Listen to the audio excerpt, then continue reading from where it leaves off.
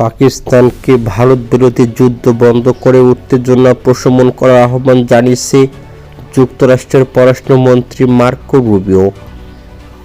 এদিকে শনিবার পাকিস্তানের উপপ্রধানমন্ত্রী ইসহাক দারের সঙ্গে টেলিফোনে কথা বলেন। সেখানে রুবিও পাকিস্তানকে এই আহ্বান জানান। খবর জিও টিভির। জবাবে দার বলেন, পাকিস্তান শান্তিপূর্ণ সমাধানে আগ্রহী এবং উত্তেজনা কমাতে প্রস্তুত, তবে এর শর্ত হচ্ছে ভারতকে অবশ্যই যে কোনো ধরনের সামরিক আগ্রাসন থেকে বিরত থাকা অবশ্যই হবে।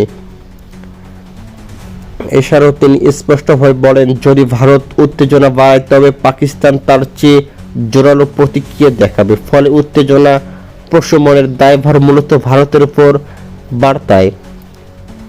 এছাড়াও এই বক্তব্যের এমন সময় এলো যখন ভারত ও পাকিস্তানের মধ্যে সীমান্তবর্তী অঞ্চল ও কাশ্মীর সামরিক উত্তেজনা চরমে পৌঁছেছে। উভয় দেশে হামলা পাল্টা হামলা শুরু করেছে। আন্তর্জাতিক মহল উত্তেজনা কমাতে আহ্বান জানিয়ে আসছে।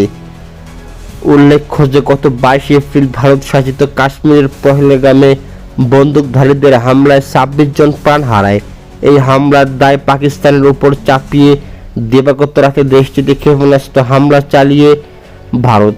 এতে পাকিস্তানের বেশ কয়েকজন হতাহতের ঘটনা ঘটে বলে জানিয়েছে পাকিস্তান নিউজ। ওই সময় পাকিস্তান ভারতের বেশ কয়েকটি বিমান এবং ড্রোন প্রভাবিত করে। এছাড়াও দাবি করেছে পাকিস্তান। ইসলামাবাদ এও বলেছে এক্ষেত্রে পাকিস্তান নিয়ন্ত্রিত কাশ্মীরের সীমান্ত অতিক্রম করেনি তাদের বাহিনী। পরবর্তীতে নয়াদিল্লি হামলা অব্যাহত রাখলে ভারত হামলা চালায় পাকিস্তানে। দেশটির সামরিক বাহিনী ঘোষণা করেছে যে তারা ভারতের ক্ষেপণাস্ত্র সংরক্ষণগুলোর অভিযান চালিয়েছে। এদিকে পাকিস্তানি কর্মকর্তাদের মতে এই অভিযানে ফাতে মধ্যপাল্লার ক্ষেপণাস্ত্র একাধিক অস্ত্র ব্যবহৃত রয়েছে এবং ভারতের গুরুত্বপূর্ণ সামরিক স্থাপনাগুলো লক্ষ্যবস্তু করা হয়েছে। সব ধরনের ফ্লাইটের জন্য 11 মে দুপুর 12টা পর্যন্ত পাকিস্তানের আকাশগামী সকল ধরনের ফ্লাইটের জন্য বন্ধ থাকবে। প্রিয় মুখপাত্রের এক বিজ্ঞপ্তিতে বলা হয়েছে, আকাশসীমা সকল ধরনের যানবাহনের জন্য বন্ধ থাকবে। এটি কর্তৃপক্ষ জানিয়েছে পরিস্থিতি নিবিড়ভাবে পর্যবেক্ষণ করা হচ্ছে এবং ফ্লাইট পরিচালনা পুনরায় শুরু করার যে কোনো সিদ্ধান্ত পরবর্তীতে পরিস্থিতির উপর নির্ভর করবে। এছাড়া যাত্রীদের সর্বশেষ ভ্রমণ আপডেট পেতে এবং অপ্রয়োজনীয় অসুবিধা এড়াতে তাদের নিজ নিজ বিমান সংস্থার সাথে যোগাযোগ রাখার পরামর্শ দেওয়া হয়েছে। এদিকে পাকিস্তানের ড্রোন হামলার পর 32টি বেসামরিক বিমানবন্দরে বিমান চলাচল ইতিমধ্যে বন্ধ করেছে ভারত। শনিবার 10 মে ভোরে এ ঘোষণা দিয়েছে ভারতের বেসামরিক বিমানবন্দর বিষয়ক কর্তৃপক্ষ।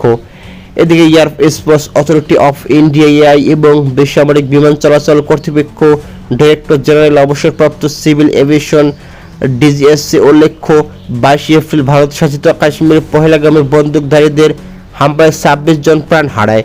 এই হামলার দায় পাকিস্তানের উপর চাপিয়ে মঙ্গলবার দিবাগত রাতে দেশটিতে অপারেশন সিন্দুর নামে ক্ষেপণাস্ত্র হামলা চালায় ভারত। এতে পাকিস্তানের বেশ কয়েকজন হতাহতের ঘটনা ঘটে।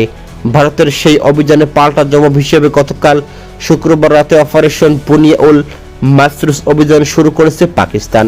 দেশটির সামরিক বাহিনী ঘোষণা করেছে তারা ভারতের ক্ষেপণাস্ত্র সংরক্ষণগুলোর অভিযান চালিয়েছে ইতিমধ্যেই।